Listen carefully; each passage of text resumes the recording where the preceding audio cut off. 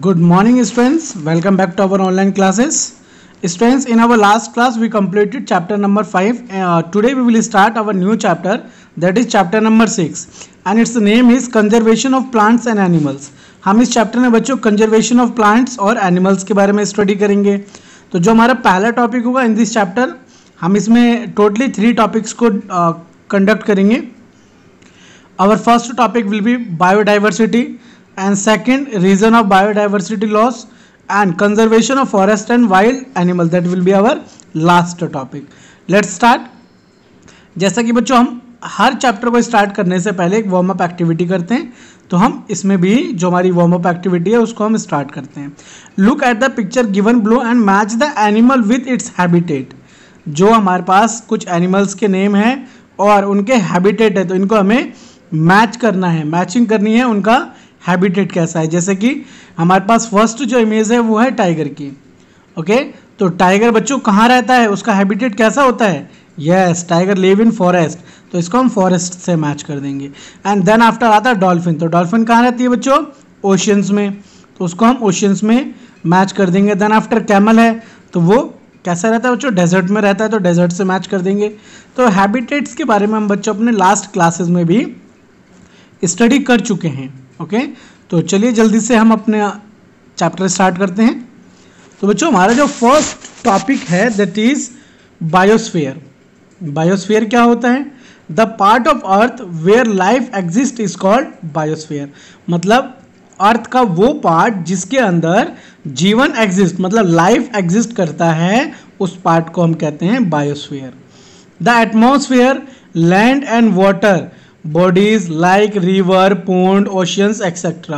along with plants and animals that live there. okay, ये सब चीज़ें, जैसे कि मैं बायोस्फीयर की बात करूँ तो उसके अंदर लैंड है, वाटर बॉडीज़ हैं, जैसे कि रिवर है, पोंड है, ओशियंस हैं, एंड प्लांट्स और एनिमल्स है जो वहाँ पर रहते हैं. ओके, और उनसे ही पूरा बायोस्फीयर बनता है.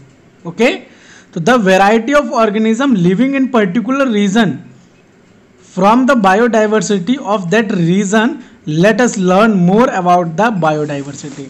तो हम और डीपली बायोडाइवर्सिटी के बारे में पढ़ते हैं.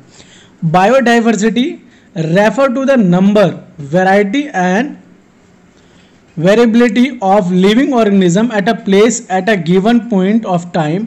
बायो, बच्चों ये जो बायोडाइवर्सिटी है इसमें टोटली 2 वर्ड से मिलकर बनाई है. एक है bio, bio means life and diversity means variety. मतलब अलग अलग वेराइटी की जो लाइफ्स हैं दे आर कॉल्ड बायोडाइवर्सिटी.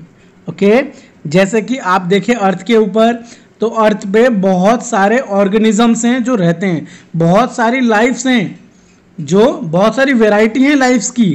जैसे हम बात करें अपने आसपास में बहुत सारी चीज़ें हम देखते हैं, जैसे हम प्लांट्स के टाइप्स देखें तो there are many types of plants.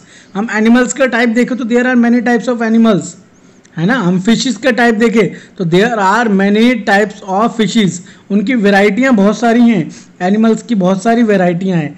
तो इन सब चीज़ों को ही मिलाकर क्या बनता है बच्चों, बायोडाइवर्सिटी बनता है. Okay, biodiversity various depend on the climate condition of region. जो बायोडाइवर्सिटी वेरियस है वो डिपेंड करता है क्लाइमेट ऑफ रीजन के ऊपर. सपोज दैट पोलर बियर बच्चों वो गर्मी में तो नहीं रहेगा, वो अपने जो उसका रीजन है, जो उसका हैबिटेट है, वो उसमें ही लीव करेगा. ओके, जैसे कि हम बात करें डेजर्ट अवर डिफरेंट बायोडाइवर्सिटी. जो डेजर्ट होता है उसका बायोडाइवर्सिटी अलग होता है. ओके, और ट्रॉपिकल रेन फॉरेस्ट का बायोडाइवर्सिटी अलग होता है. वो डिपेंड करता है वहाँ के क्लाइमेट कंडीशन के ऊपर, क्लाइमेट कंडीशन कैसा है. जैसे कि हम बात करें इंडिया इज़ अ सब tropical country with different kind of habitat. India के अंदर जब आप बात करें तो इंडिया के अंदर अलग अलग हैबिटेट्स, अलग अलग स्टेट में आप जाएंगे तो वहाँ पर आपको अलग अलग हैबिटेट्स मिलेंगे. ओके, लाइक थार डेजर्ट है, हिमालय रीजन है, वेस्टर्न घाट है, सुंदरबंस हैं. Okay, it has a rich biodiversity, और इन सब के पास रिच बायोडाइवर्सिटी है. इनके अंदर बहुत सारे जो वेराइटी के लाइफ्स हैं वो रहते हैं. Okay, now we will study about flora and fauna. Flora क्या होता है और फ्यूना क्या होता है. आपने इनसे पहले भी इनके बारे में स्टडी करा होगा, एक बार हम इसको और जान लेते हैं। The plant found in a region are called flora. एक रीजन में जो प्लांट्स फाउंड होते हैं उसे हम बोलते हैं flora. The flora of a region depend on the climate condition of the region. जो फ्लोरा है बच्चों, जो फ्लोरा रीजन है वो डिपेंड करता है क्लाइमेट कंडीशन उस रीजन की कैसी है उसके ऊपर। जैसा कि अभी हमने स्टडी करा, अभी हमने एक एग्जांपल पढ़ा था बच्चों, पोलर बियर है वो गर्मी में तो नहीं रहेगा। वैसे ही प्लांट्स की जब हम बात करें तो बहुत सारे ऐसे प्लांट्स हैं जो अपने स्पेसिफिक क्लाइमेट कंडीशन के अंदर ही उगते हैं। ओके, उसको हम दूसरे प्लेस पर उगाएंगे तो वो हमें नहीं मिलेंगे। जैसे कि आप लोगों में से बहुत सारे बच्चे कश्मीर गए होंगे तो आपने देखे होंगे वहाँ प्लांट्स होते हैं, वो प्लांट्स आपको कहीं नहीं मिलेंगे, वो केवल वहीं फाउंड होते हैं। ओके, तो इट मीन्स उनका जो क्लाइमेट है वो वहीं का क्लाइमेट सुटेबल है, दैट्स वाई वो वहीं पर ही रिप्रोड्यूस हो पाते हैं और वो उग पाते हैं। अगला आता है animals found in region are called fauna. जो एनिमल्स किसी रीजन में फाउंड होते हैं उसे हम बोलते हैं fauna. The density and diversity of flora is closely related to the fauna. ये बच्चों बहुत, ये आपस में फ्लोरा फ्यूना जो है ये काफ़ी ज़्यादा क्लोजली रिलेटेड होते हैं, क्योंकि प्लांट्स ही नहीं होंगे तो वहाँ पर एनिमल्स कैसे होंगे। ओके, जहाँ प्लांट्स होंगे वहीं तो एनिमल्स होंगे, तो that's why they both are flora and fauna are connected each other. The fauna as plant are the source of food of herbivores. जैसे कि अभी हमने पढ़ा ये दोनों एक दूसरे से कनेक्टेड है। जैसे कि जो हार्बीवोरर्स होते हैं उनको खाने के लिए बच्चों प्लांट्स के सोर्स की ही तो नीड होगी, एंड इनडायरेक्टली फ्रॉम द कार्निवोरर्स, और जो कार्निवोरर्स है वो भी इनडायरेक्टली किसके ऊपर डिपेंडेड होंगे, प्लांट्स के ऊपर डिपेंडेड होंगे।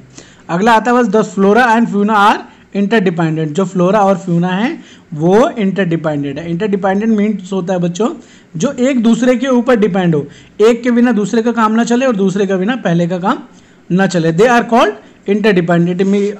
Okay, and next one is a ecosystem. Ecosystem क्या होता है, इकोसिस्टम कह रहे हैं बच्चों, हम स्टडी कर लेते हैं। The interaction between organism and their environment in a given region from the ecosystem. Okay, the living element that from a part of region are called biotic factors, where the non living entries are called abiotic system. जैसे कि बच्चों अपने biotic factors होते हैं जो, जैसे जो living things हैं, लिविंग एलिमेंट्स जो हैं किसी पार्ट्स के, वो जो हेल्प करते हैं वो कहलाते हैं बायो फैक्टर्स, और जो नॉन लिविंग एलिमेंट्स हैं वो कहलाते हैं अबायोटिक फैक्टर्स। ओके, और इकोसिस्टम क्या होता है बच्चों, हमारा जो एनवायरनमेंट है उसके अंदर हम क्या है एक दूसरे के ऊपर इंटरडिपेंडेड है और हम एक दूसरे की हेल्प करते रहते हैं। इट मीन्स हम एक दूसरे के लिए बायोटिक फैक्टर्स भी हैं और अबायोटिक फैक्टर्स भी हमारे आसपास। ओके, बायोटिक फैक्टर्स जैसे कि मैंने बताया जो लिविंग एलिमेंट्स होते हैं जब वो किसी का काम आते हैं तो वो कहलाते हैं बायोटिक फैक्टर्स, और जो नॉन लिविंग एलिमेंट्स हैं या एंट्रीज हैं वो जब किसी के काम आते हैं तो वो कहलाता है अबायोटिक फैक्टर्स। ओके, इस टॉपिक के बारे में अपने नेक्स्ट क्लास में अच्छे से डिस्कस करेंगे, एंड आगे के जो टॉपिक्स है उनके बारे में भी हम नेक्स्ट क्लास में डिस्कस करेंगे। आज की क्लास में आपका जो होमवर्क है वो पूरा चैप्टर जो आपको ये रीड करना है। Understood? Thank you for watching this video. We will meet again in next class.